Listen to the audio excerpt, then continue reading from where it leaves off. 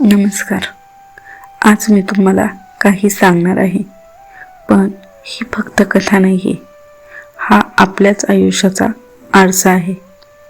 आपण सगळेच परपंच करतो आणि तेही आवडीने, पण परमार्थ तो मात्र सवड मिळाली तरच करतो.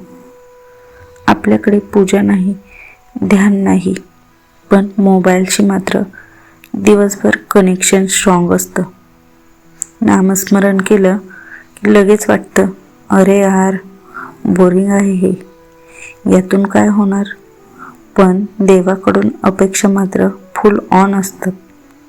देवा माझ्यावर स्पेशल कृपा कर, आणि आपण तासनतास गप्पा, रील्स, व्हॉट्सॲप सगळं चालू असतं.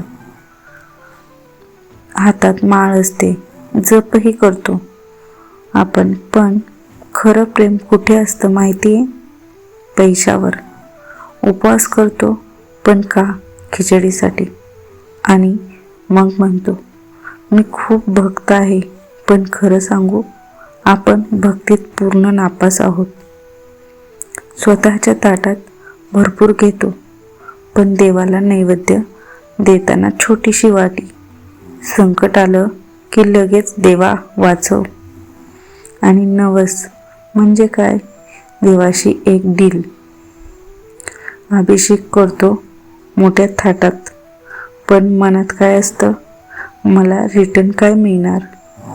सगळं करतो आपण, पण स्वतःसाठी. आणि देव तो फक्त आपल्या मागे उभा असावा ही अपेक्षा. एकदा विचार केलाय का आपण देवाकडून सतत मागतो, पण देवासाठी आपण काय करतो? आणि मग देव हसून म्हणतो, अरे माणसा, मी तुला देतोय, सतत देतोय, पण तू थांबतच नाहीयेस मागायला. तू कधी थँक्यू पण म्हणत नाहीस, आणि भक्तीतही लबाडी करतोस. अरे चालली कुठे तुझी गाडी?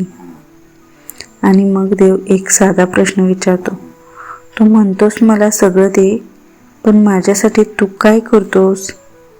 मित्रांनो, आपण कधी देवाकडे असं मागितलंय का, देवा मला भक्ती दे, माझ्या मनात तुझं प्रेम दे, तुझ्या चरणी मला मुक्ती दे, तुझं नाव घ्यायला माझ्या प्रत्येक श्वास दे, तुझं रूप पाहायला डोळ्यांना भूक दे, तुझा महिमा ऐकायला कानांना आस दे, माझी आसक्ती कमी कर, मला विरक्ती दे. आणि देवा अंतकाळी तरी तुझ्या नामात मला प्रेम दे, कारण शेवटी काहीच सोबत येत नाही, फक्त नाम आणि भक्ती. श्री स्वामी समर्थ. धन्यवाद.